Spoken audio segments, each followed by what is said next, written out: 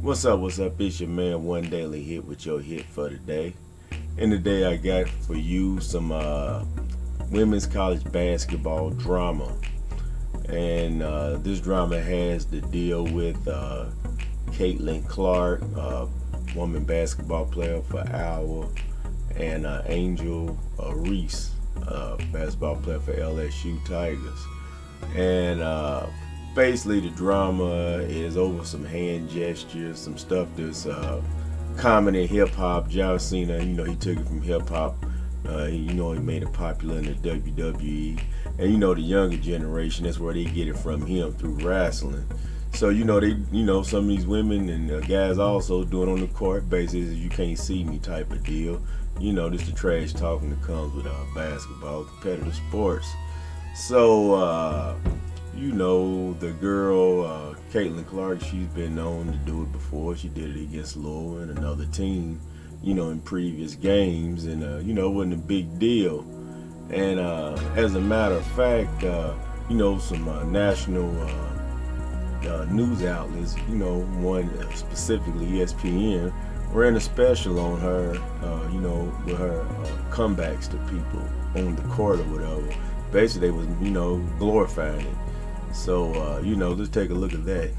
Love to see a good clapback, right? And no one does that better than Caitlin Clark. I mean, just a couple of days ago in her game against Louisville, she basically told Haley Van Lith, you're down 15 points, shut up. We're gonna go talk to some of her teammates to see what are some of their best Caitlin clapbacks or best motivations. Let's find out. The last game when she was like, you can't see me. See, that's the response that Caitlin gets when she does her gestures on the court, which is all in having fun. There's nothing personal with this, but that's the way the media portrays it when she does it. But when Angel did the same exact thing, she got a different response. She had adults coming out, saying negative things about her. And you got to think, both of these girls are probably anywhere from 18 to 20 years old, and they haven't publicly said they had an issue with each other. It seemed like they might not be the best of friends or even friends, but they don't have an issue with each other. This is more so adults in the media stirring this divisive crap up or whatever. But let's look at a little message that somebody put up about Angel.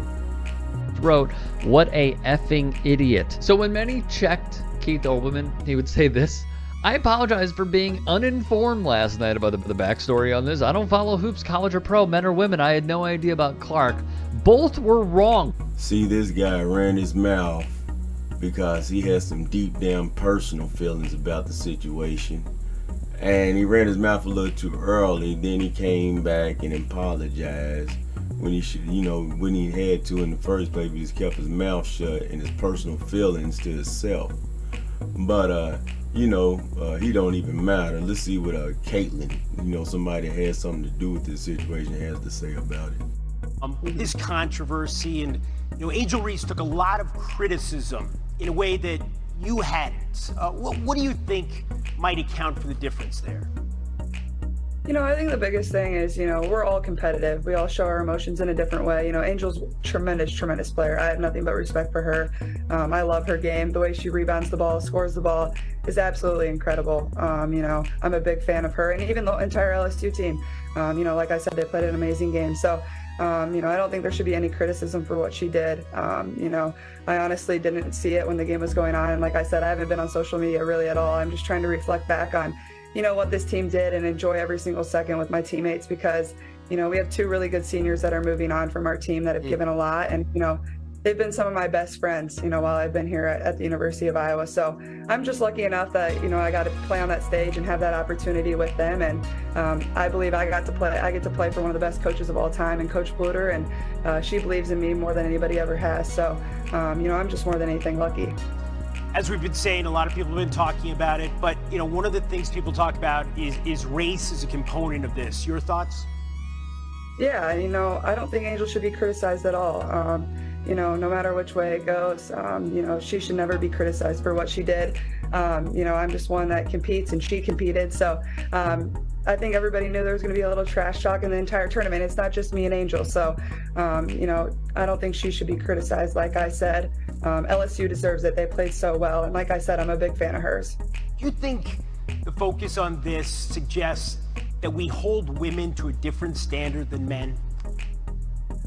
Yeah, I think men have always had trash talk. That's what it's been. And I think more and more people, as they turn on the game, they're appreciating it for what it is. I'm just lucky enough that I get to play this game and have emotion and wear it on my sleeves. And so does everybody else. So that should never be torn down. That should never, be criticized, because I believe that's what makes this game so fun. That's what draws people to this game. That's what draws it to the pro level, to college level, to the high school level. So either way, it doesn't matter. You should be able to play with that emotion. That's what makes it so fun. Nobody wants to tune in and not see people, be competitive and passionate about what they're doing. And as you can see, Caitlin has no issue with it. She supports Angel. She's lifting her up. It's just mainly two, young sisters hooping, shooting ball, man, having fun, living their little young lives. And, it's all love from her side. Let's see what Angel has to say about the situation. Since the final buzzer, Angel, there's been a lot that's been made, frankly, of your gestures on the court. And I think it was ugly, and I think it was unfair. So I just wanted to check in with you. How are you doing? How are you dealing with all of that today? I've been dealing with this since high school, so it's honestly not new for me. It's just what it is, and I accept it. And I want to take on that role of being the Black woman that's going to stand up for the girls that may not have a voice. So I'm happy I can be the role model and the person that everyone looks up to, and even just the one that can say those things that other people may not want to say. So I'm just happy right now.